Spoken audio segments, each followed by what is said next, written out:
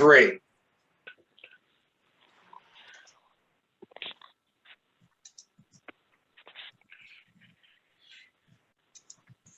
Can everybody see that? Yes. Okay. Yeah. So environmental issues in real estate. Okay. Disclosure. It's important that you provide consumers with information needed to make an accurate decision on the physical condition of the property and environmental conditions. Physical conditions can be negotiated, but the full knowledge of the physical condition of the property is the goal.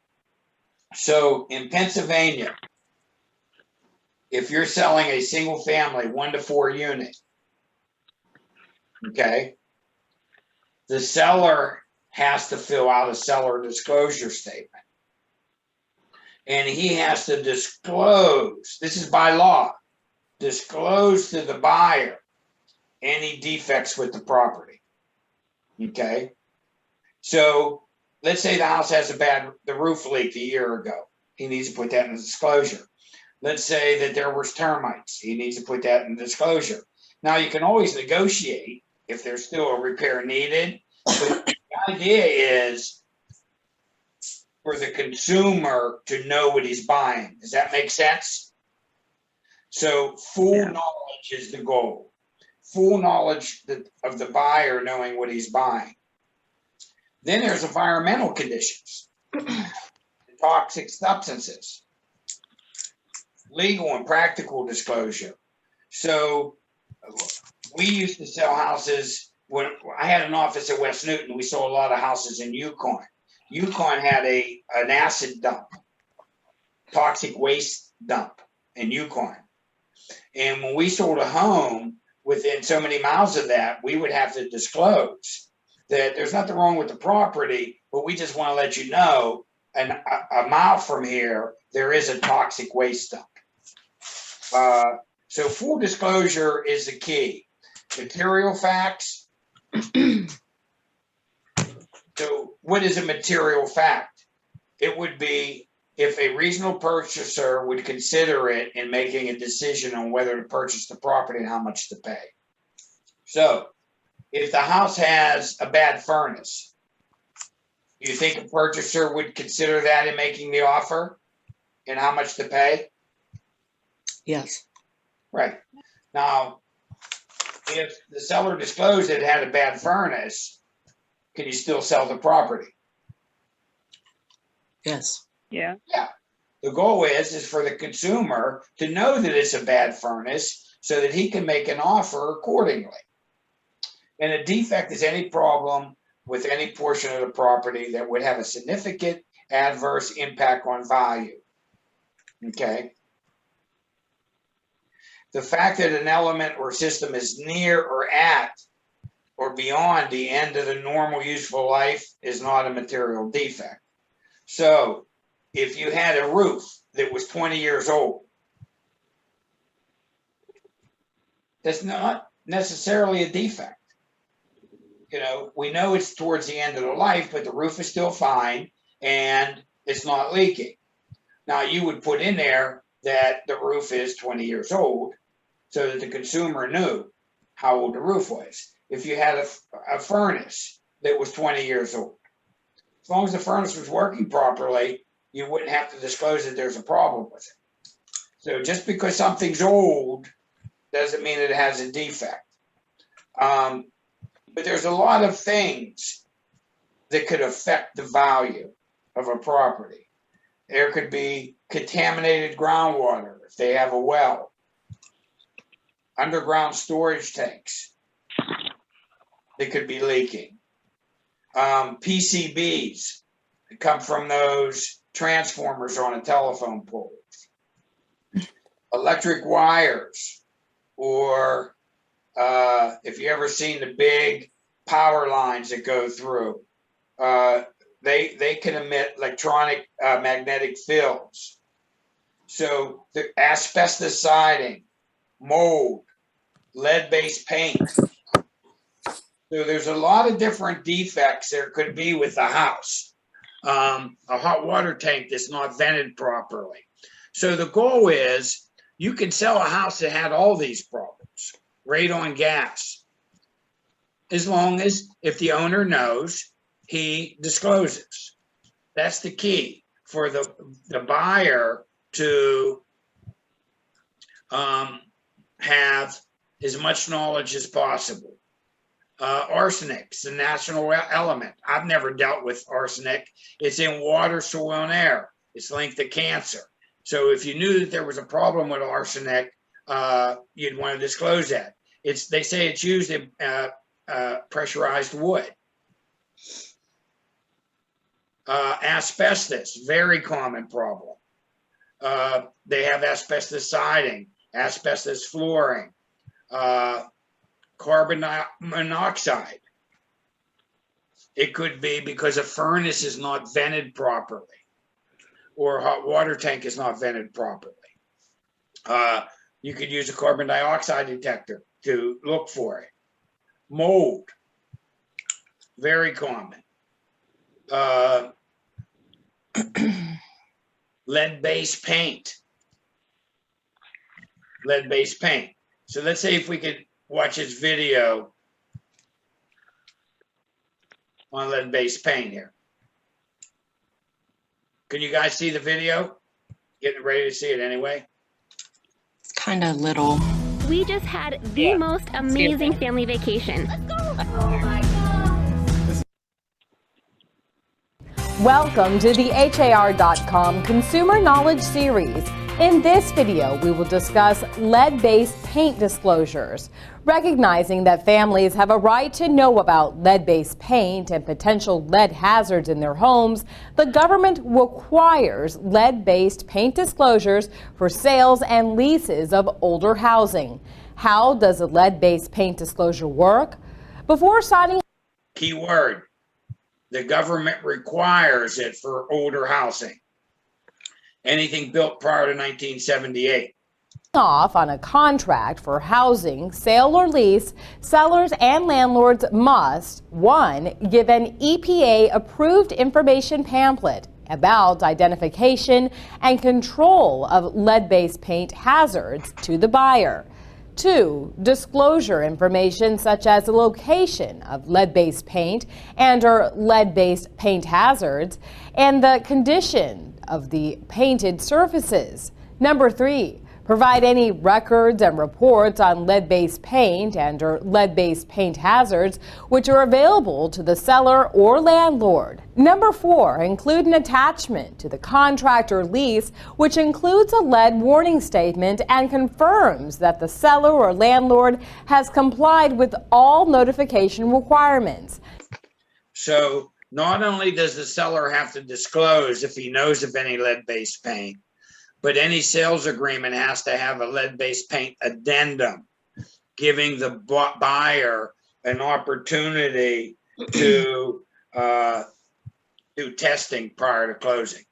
Number 5, sellers or landlords and agents, as well as home buyers or tenants, must sign and date the attachment. Number 6, sellers must provide home buyers a 10-day period to conduct a paint inspection or risk assessment for lead-based paint or lead-based paint hazards. Home buyers may waive this inspection opportunity. Most public and private housing are affected by this rule. Working with a knowledgeable realtor can help make sure you and your family know how to protect yourselves from lead-based paint. So now you know something about lead-based paint disclosures, but remember that a realtor is always the best source of information for all your real estate needs. I would be familiar with lead-based paint and the fact that you have to disclose it, okay? That you have to disclose it, and that when you sell a house, a buyer has to have an opportunity to do testing. Anybody have any questions on lead-based paint? How do you how do you know that it's lead-based paint? Like if you're looking at a house, would you just, an older house, would you just assume that any like peeling and chipping paint would be lead-based? You don't know unless you have it tested. Okay, So if you live in a house, even if it's 100 years old and got paint chipping all over the place, if you don't know that it has lead-based paint and you've never had it tested, you put on the form that you don't have any knowledge of lead-based paint. When you're a buyer and you're looking at a house, the only way you would know if it had lead-based paint is if you did testing. And that's why all sales agreements have to have, good question, all sales agreements have to have that 10-day opportunity for a buyer to test for lead-based paint. So it would be the buyer's responsibility to pay for the test for. Yes. Okay. Seller's responsibility to disclose, Okay. buyer's responsibility to test and do due diligence. Is it expensive to test? I've never had anybody in 35 years test for it. Oh, wow. Okay, but it's the law. Okay. But it's the law. And again, there was a lead-based paint hazard reduction act. So any homes that were sold that were built prior to 1978, you have to disclose if you know of any lead-based paint. You have to give the buyer the records if you've had testing, and you have to give the buyer or tenant a 10-day opportunity to do the testing. Okay. So in a rental situation, it would be the tenant's responsibility to have the tenants. Same thing as selling. If you're renting and the landlord knows that there's lead-based paint, he has to give him that disclosure. Okay. One way or the other, either saying he knows or doesn't know. And then the tenant could elect for a 10-day opportunity to inspect. Okay. Because prior to 78, lead-based paint was very common. And, they would, paint the house with it. Kids would chew on the windowsills or chew on a piece, a handrail, or even a crib. And then they would get lead-based paint poisoning. So it hasn't been produced after 1978. Okay. That's just strange because when we bought our house, the inspector told us, they never tested it, but they told us that it was lead-based paint and we had to have it all removed and repainted in order to qualify for our loan. Well, they didn't tell you it was lead-based paint. What they told you was a lot of government financing, FHA. That's what we have. Will require, if there's any flaking paint, okay, that the flaking paint be scraped, all the chips picked up, and it painted over. Okay. Just in case it was lead-based paint. Okay. Okay. So I was like, I remember doing a test, but they told us that it was. So they probably didn't test it. No. Probably the appraiser came in, noted that there was flaking paint, and the seller or the buyer had to have that corrected before they would lend on it. Okay, that makes sense. So I doubt if it was ever tested. But if it was, I would love to see that report. Yeah, we definitely didn't have it tested unless Mike did it and I just didn't know. No, that's okay. And on FHA loans, they require any flaking paint, VA loans, be scraped, all the chips picked up, and painted over to make sure. Okay. And you have to remember, a pamphlet has to be given to the buyers or tenants when they buy. Okay. That talks about lead-based paint. That's important. That could be on a test. Okay. I would make a note, know the requirements for lead-based paint. This screen right here, that anything prior to 78, you have to disclose, or if you know of any lead-based paint, you have to have a disclosure attached to the contract. You have to give the buyer or tenant a pamphlet, and the buyer or tenant could have a 10-day period by law to test. No one has to test. No one has to mitigate the problem. You just have, and as a licensee, must ensure that all parties comply with this. So you'll see lead-based paint, questions of lead-based paint on the test. Now, if a house is built in 1990, you don't have to worry about it because it was built in 1990, so they assumed that there was no lead-based paint. Just houses pre-1978. Know that year, 1978. Okay? Radon. Does anybody know what radon gas is? Yes. Yeah. What is it? I don't know. It's a gas that comes from decaying rocks. Or not decaying, but like Yeah, it's gas that comes from the ground. Yeah. Okay, now the EPA says that if it's over 4, I think you pronounce that picolos, whatever. If it's over 4, it has to be it should be treated. And there's radon gas everywhere. Comes up from the ground, probably from back in the days when there was dinosaurs and there was all that vegetation, and it's down under the ground. And that's what coal and diamonds are made out of. And the radon gas comes up. So if you're selling a buyer a house, you should say to the buyer, would you like to make the offer contingent upon you doing a radon test?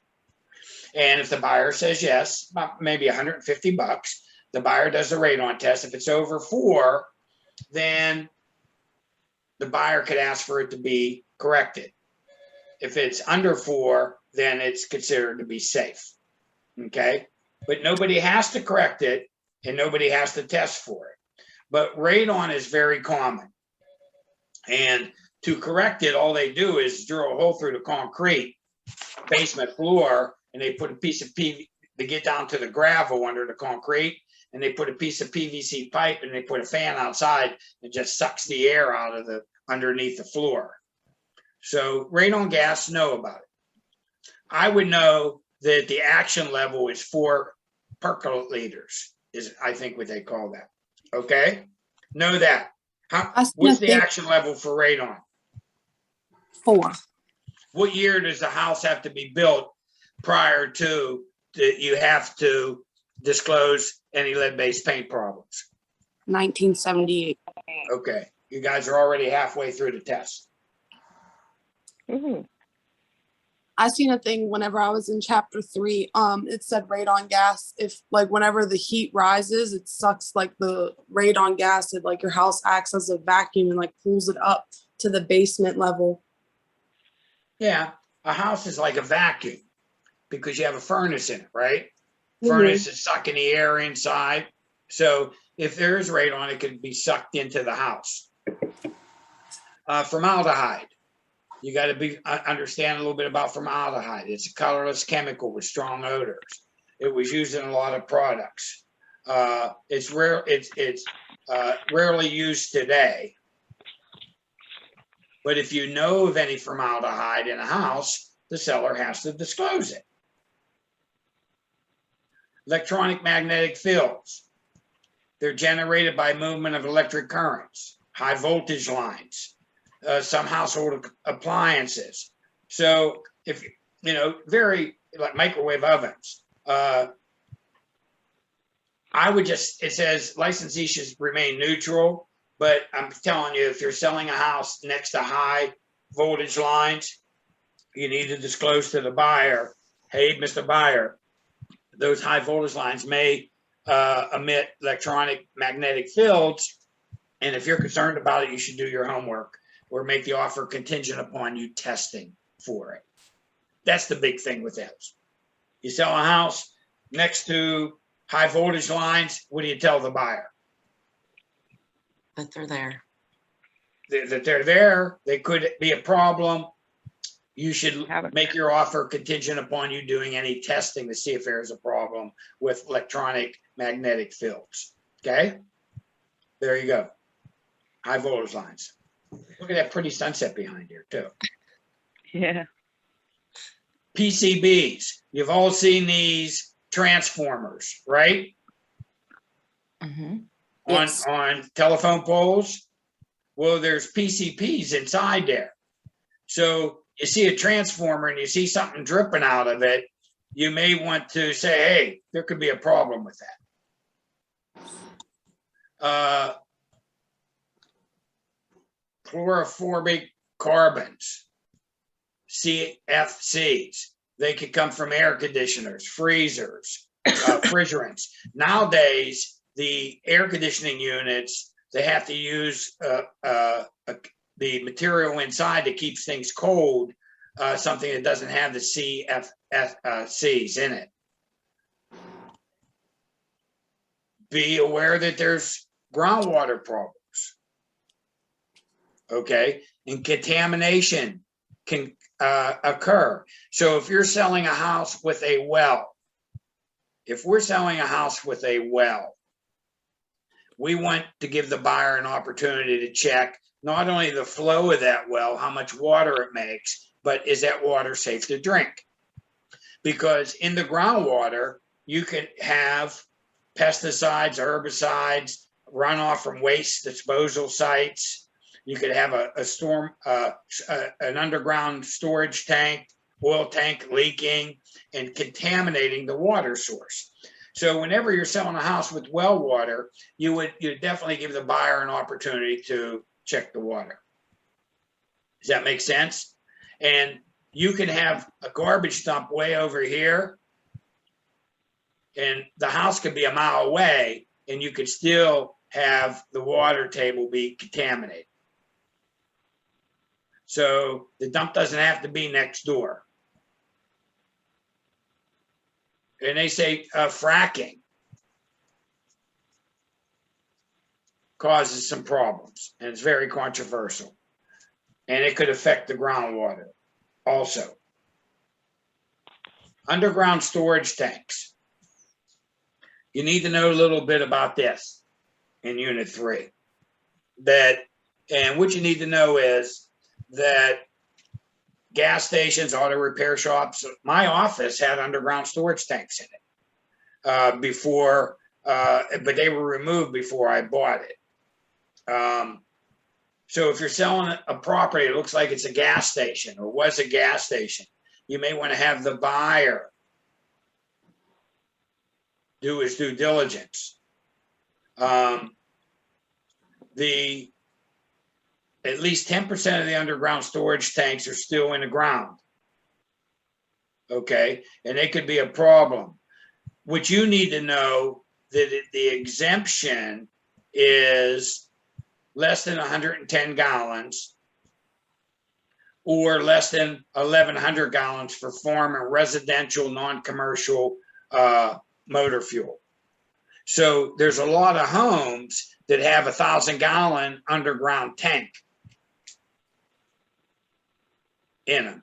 That's exempt from the guidelines. That's exempt. And here's some pictures. Now, how do you know if a house has an underground tank? Usually you see these couple little pieces of pipe sticking up out of the ground. See the pipe right here? Mm-hmm. So let's say you're selling a house. It's a foreclosure. No disclosure statements are filled out. And you see a couple little pipes sticking up. This one here, can you see this one here? This is the fill and this is the vent. You may tell your buyer, hey, this may have an underground storage tank. They may have used it for heating the house. If you're concerned, you may want to do some soil testing. Does that make sense? So what's the minimum? Yeah.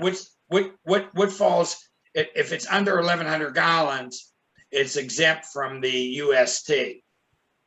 See, if it's over 1,100, it's regulated by federal EPA, and they have to keep records and so forth. And then here's some above ground tanks. You've all seen these. Well, you see an above ground tank, you see a leaking oil on the ground, you may want to say to your buyer, you may want to have that soil tested to make sure it's not contaminated. And then there's big underground tanks, like this would be like a gas station. And then there's above ground tanks. You've all seen these. These are industrial oil tanks.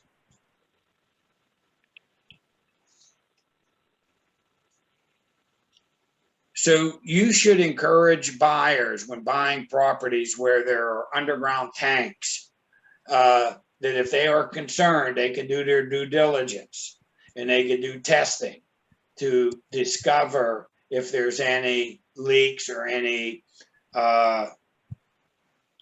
contamination of the ground.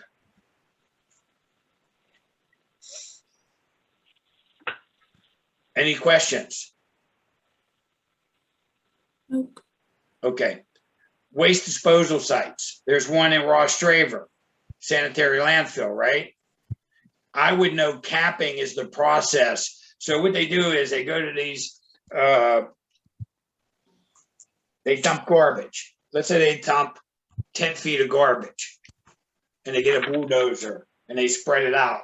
Then they would cap it and they would put soil over the top and then they would plant grass to enhance when they're done with the site. So maybe they wait till they're done with the site and then they cap it. So know what capping is with a waste disposal site.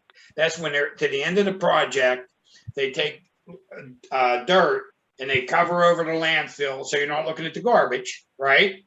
Now you're looking at dirt, and then they typically plant grass on it so it doesn't look so bad. I know up in Harmony, there's a couple sites that have been capped. If you go up the road, they look like they look like it's a hill, but they were waste disposal sites that have been capped, grass planted over them. And many old locations are not documented or even known. You may not even know, but if you know, what do? Disclose. Close. Right. Now, brownfields, okay? Brownfields are old abandoned commercial sites, and many of them have toxic waste on them. And a lot of them, the grass won't even grow. So down in Menneson, Willing Pittsburgh Steel used to have a big steel mill down there. And they ripped it, most of it down. And where they ripped it, the part of it down, is just like dirt there. It won't grow. That's a brownfield. So if you were selling property, either near that or you were selling that property, you may want to disclose to the buyer, you may want to have that property inspected. In Pennsylvania, the Uniform Environmental Covenants Act promotes rehabbing of brownfields. Okay. So I would know that. In Pennsylvania, the Uniform Environmental Covenants Act promotes rehabbing or recycling of brownfields. Let's talk a little bit about some environmental protection laws. But before we get into the laws, let's take another 10-minute break. Okay? So let's take 10 minutes and then we'll come back to it.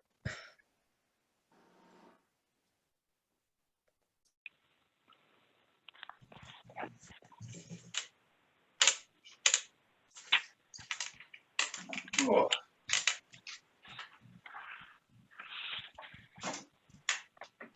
Dean, can you hear me talking in there?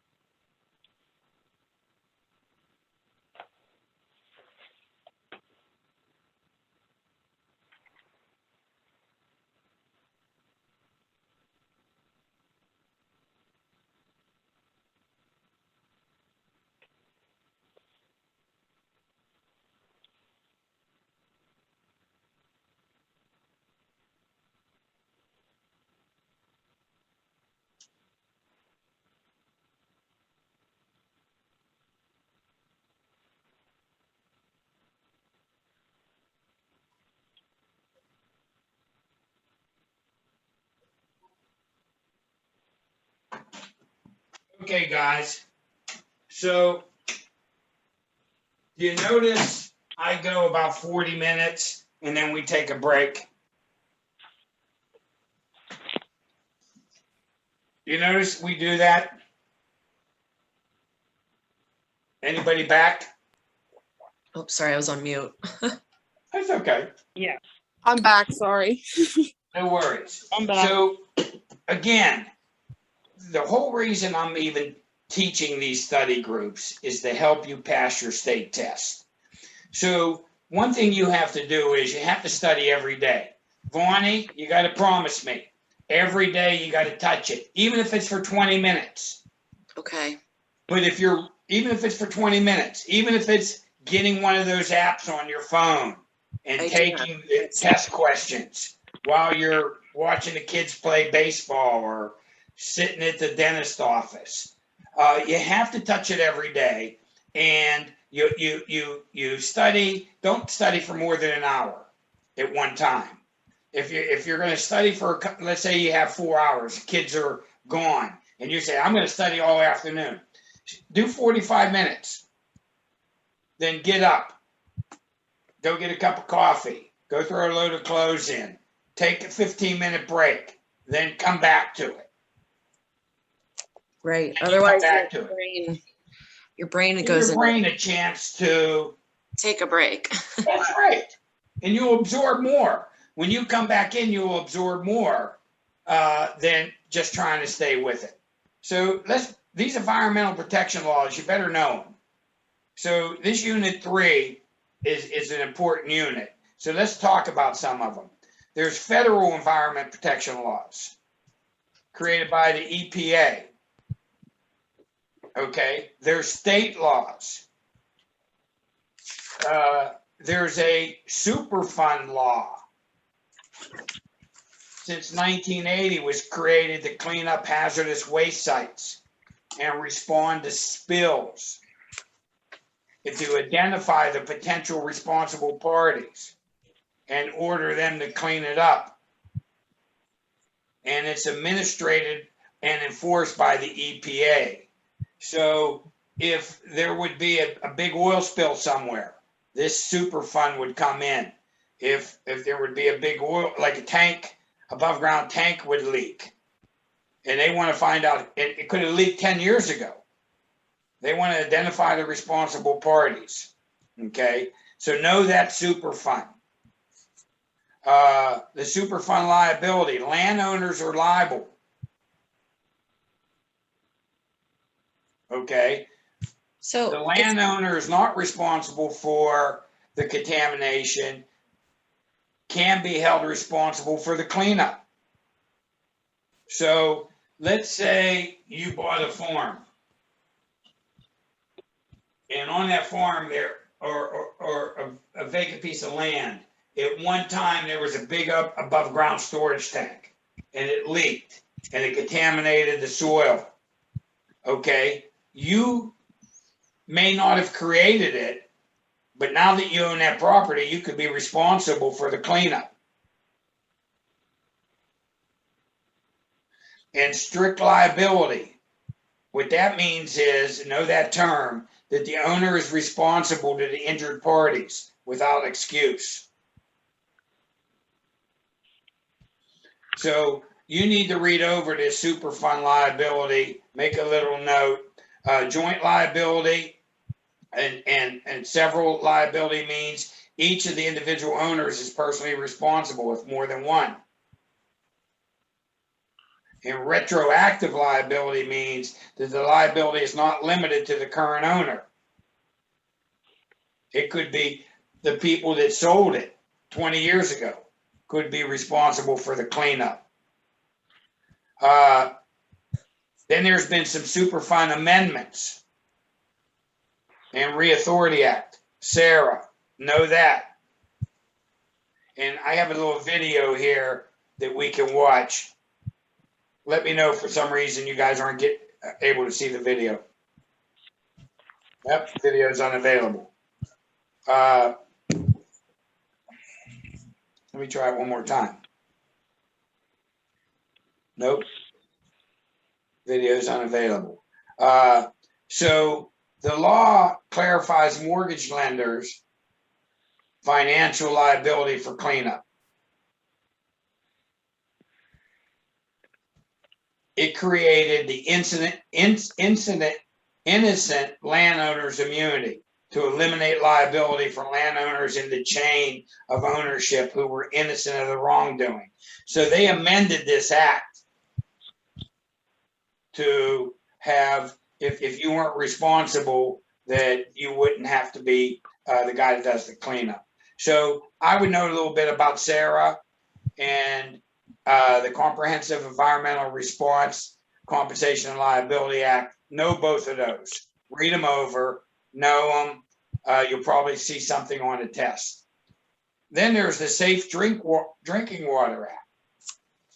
It protects public health by regulating public drinking water supplies. So my mother lived in Denbo.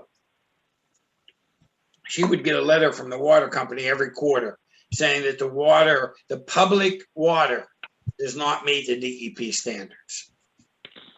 Okay. And if there would be a problem, maybe the public water would get contaminated, they have to report the problem within 24 hours. And in Pennsylvania, on the seller disclosure, it has to identify what the drinking water is from. So on the seller disclosure statement, it'll say, is there community water, is there well water, is there cistern? So in Pennsylvania, it has to be required. Wait a minute. So our water company should be sending us reports? If your water's bad. Oh, okay. If it does not meet the DEP standards, they need to send you a letter. Okay.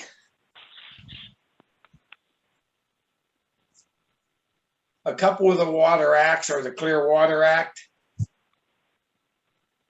It governs discharge of oil and hazardous substances into the water. Rivers and Harbor Act. And the Coastal Zone Management Act. So the Rivers and Harbor Act, of course, is for rivers, and the Coastal Zone Management Act addresses coastal environments. So these are just water acts that the government has put into place. In Pennsylvania, there's a Sewage Facility Act. If the property is not serviced by public sewage and there's no community sewage available, you have to get a permit for an individual septic system must be obtained. Okay, so if you're selling a vacant piece of land that doesn't have community sewage on it, or doesn't have an old septic system, the agreement would have to be contingent upon a permit for an individual sewage system to be obtained before the people could buy that property. Okay. And then there's Clean Air Acts that regulates the pollution. So I would know the different acts. Let's talk a little bit and familiarize yourself with them. So this unit 3 is pretty an important unit to know what's going on with it, and to know these environmental issues. Liability for real estate professionals. The sellers carry most of the liability. Licensees should be aware of the actual and potential liability. Appraisers must make adjustments if they know that there's a problem. And insurance carriers must refine their policies if there is any type of liability. So discovery of environmental hazards, licensees are expected to know about real estate. You're not required to do the discovery. And you should always refer questions to the environmental agency if the buyer has questions. Okay.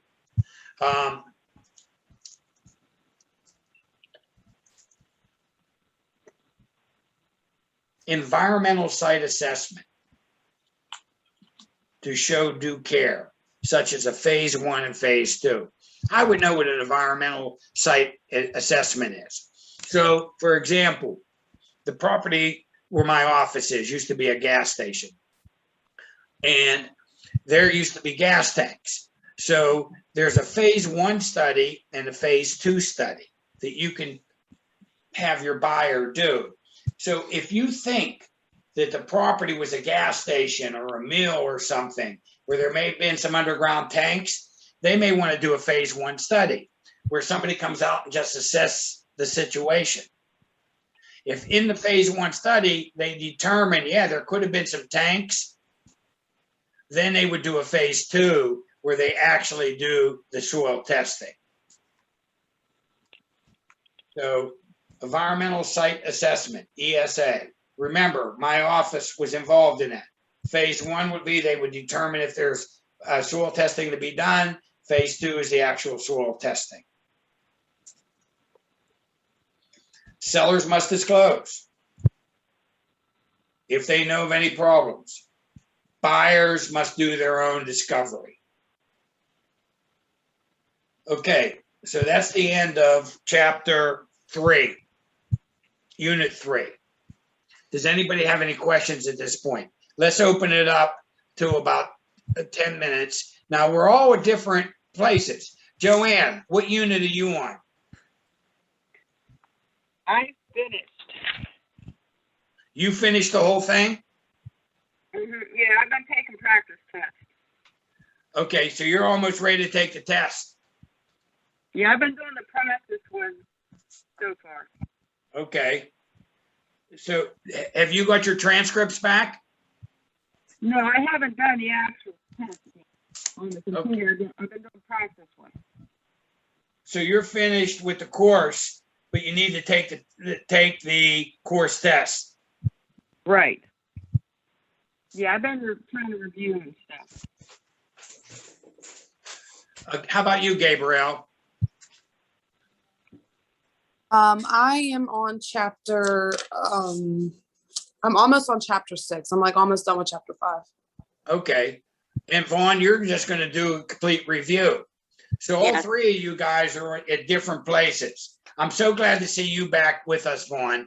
And I'll help you get through this. I don't know how often I'll do these reviews. Are they helpful to you guys? Yes. Yeah. Okay. Part of the reason the reviews are helpful, they help keep you on track. Mm-hmm. Now, there were 21 people I invited to this. Now, you all got a text yesterday, right? Yes. Yeah. 21 people. Only 3 showed up. Only 3 showed up. So you 3, I give you a lot of credit. You're back, you're engaged. You want to get through this. And it's important to touch it every day a little bit before you take your state test, or if not, too much time gets in the way, and then next thing you know, it's been a couple months since you touched it. So More than a couple months for me. well, that's okay. We're going to get you back in it. It's So- been a while. So we know this is a terms test, right? Yes. Yes. I'm going to throw some terms out. You tell me, whoever knows the answer.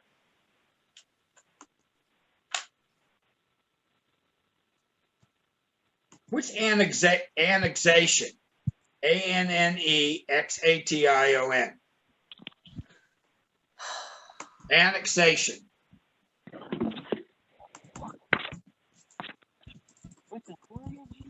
And that's what you need to do. When you don't know a term, look it up. ANNEXATION.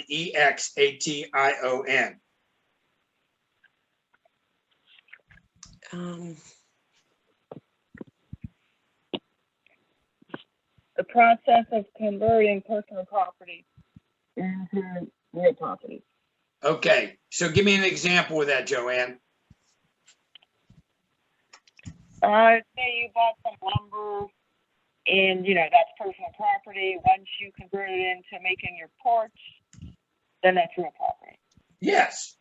Or another good example is if you went over to Lowe's and you bought a ceiling fan.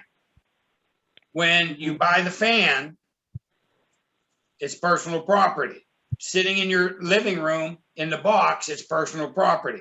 As soon as you take it and you mount it to the ceiling, and annexation would be the method, the process of converting it, then it would become real property.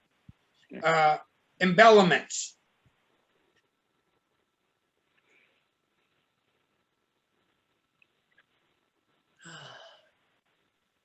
What's the term embellments mean? An embellment, isn't it a crop or plant grown on farms? Yes, They're considered personal property to the cultivator. considered personal property. They would have to be cultivated crops, corn, so forth, apples on an apple tree. And even if you sold the property, you could have a right to come back and get your crops.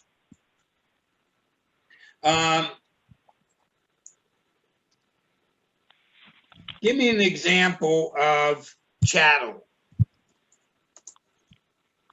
It's personal property, like as a business sense or personal sense? No, just give me an example of the definition of chattel. If it's in a business, Not a bit. like a personal Get away property. from the business. Oh, okay. Give It me could an be like, example of chattel.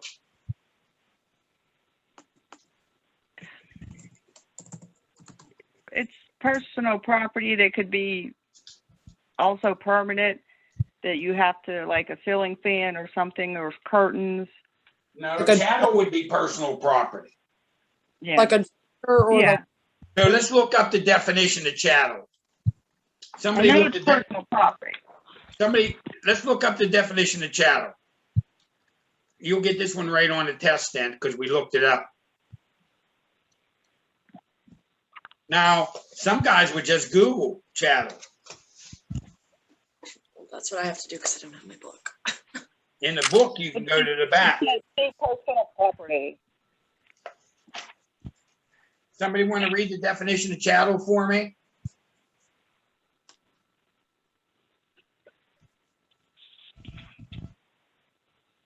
It just says personal property. It's personal property. Now, what is a trade fixture? a trade fixture is considered personal property of the tenant of like a business. It would be personal property that was permanently attached. Now, if you bought that ceiling fan on a residential house and you permanently attached it, does the fan go with the house? Yes. Yes. Yeah. Unless the agreement says otherwise, right? The agreement always trumps. Now, trade fixture would be personal property, like my wife's hair salon, Snowballs, shampoo chairs that have been permanently attached to the floor or permanently attached, that when she leaves, she could take them. She could take them with her.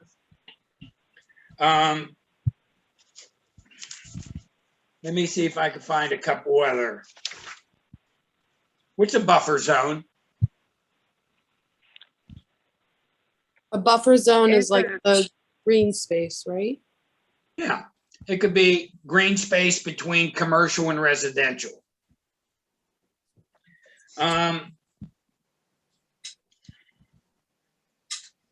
What's police power? Isn't it the power to enact and enforce laws? That's the power the state gives the local municipalities to enact and enforce zoning laws.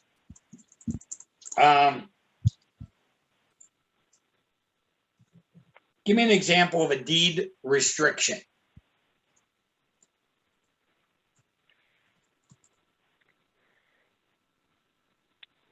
You don't Like how- allow Sorry, go ahead. farm animals on a property that you own. that you're- No, a deed restriction. Like your example, There Yeah. you go. You don't want, you could have it sold some property and you don't want any mobile homes on it. Right. It would be an owner of the land puts a restriction on it for the next owner. So in my case, I put a deed restriction, no mobile homes. Okay.